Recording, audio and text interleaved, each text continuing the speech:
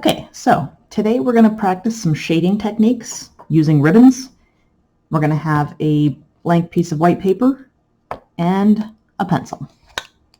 So we're going to start off by just drawing a basic box.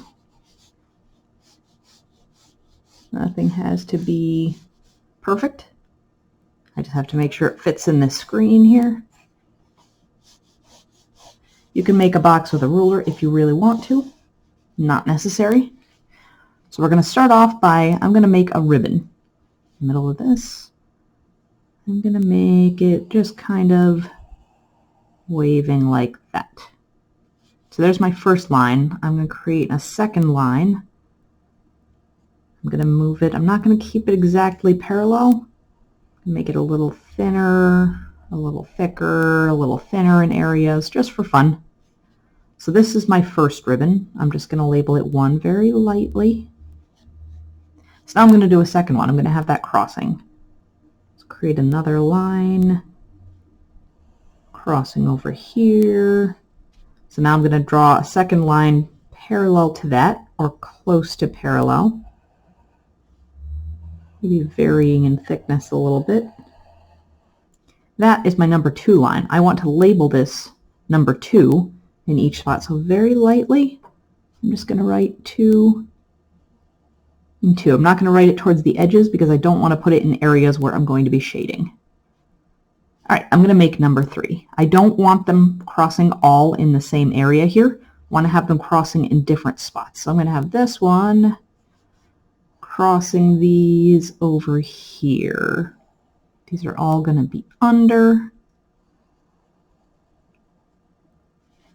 See, and this one be a little fatter in here, and then a little thinner at the edge. So now this one is our number 3. I'm going to label it very lightly in the center, in what's probably going to be the lightest spot. I'm going to just label that 3. And so this is how we're going to keep track of our ribbons for shading. Let's put another one over here. I don't want them all crossing in all the same spots, so let's have this one going this way.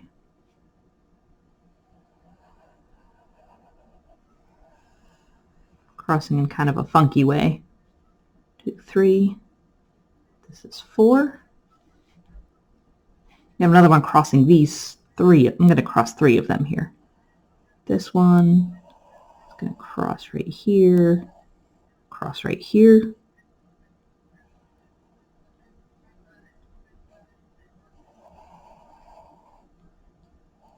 Now I can't forget each time to label which one it is, so this one is number 5. Because otherwise I'm going to lose track of which one is which. Let's see, I have some space here. I'm going to put a ribbon over here. Crossing these guys, not touching these over here.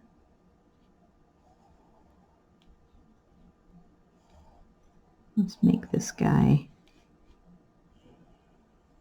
going over this way. That's number 6. Just labeling each piece so I know which is which. Let's do another one over here.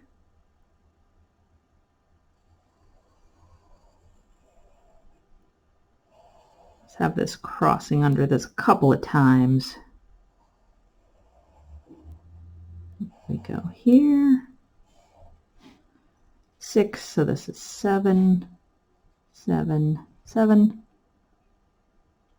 Let's do one more. I'm going to have this one starting from this same spot here, going under all of these ribbons, but then curving back over here.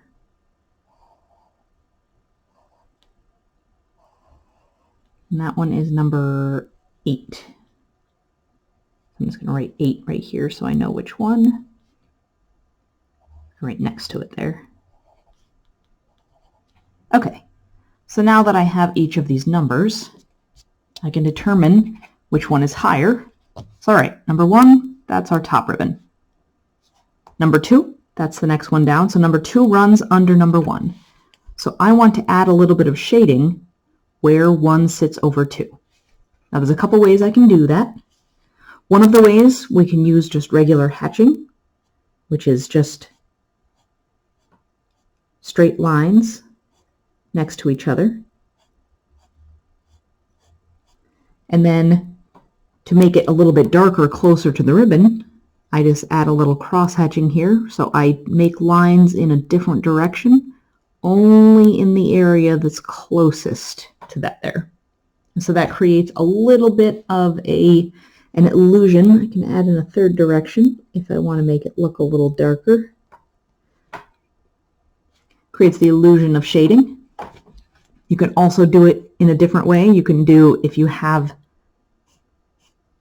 hatching lines that are close together and then move further apart, that looks like it's darker over here and lighter here. So I can start with the lines closer together and move them further apart. That also creates the illusion of shading.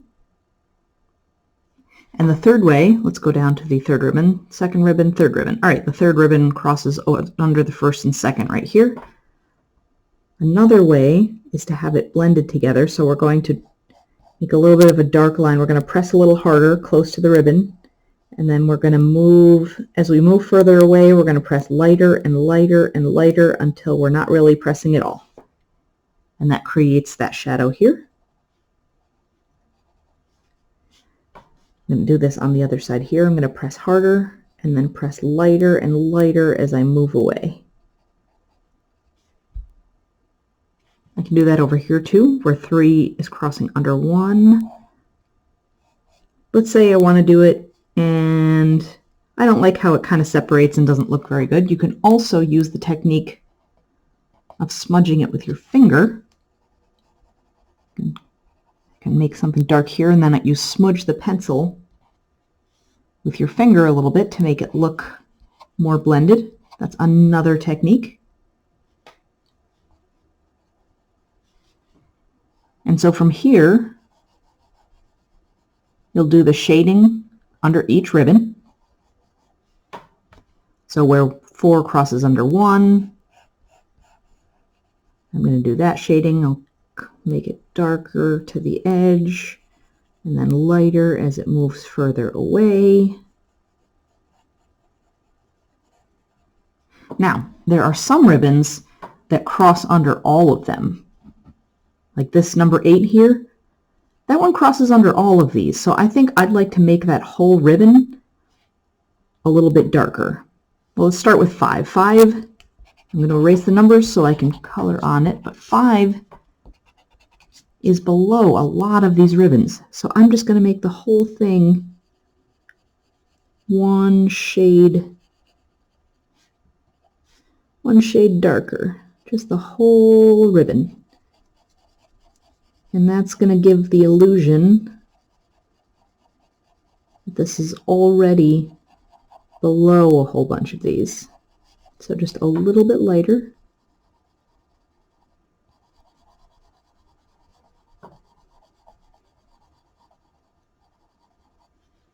And then from there I can create my shadows.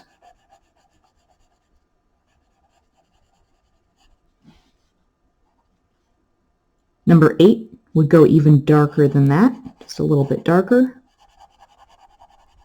So the ribbons look like they're under one another. And then once we have all the shading of the ribbons in, we can color the background, which is going to be the darkest. So everything that the ribbons are not on, right here, is going to be dark like that. And if I want to make this a little darker, I can make the lines going in a different direction, make that look darker. Okay, and now from here, you just fill in all of the shading in between each layer in whatever technique you like best.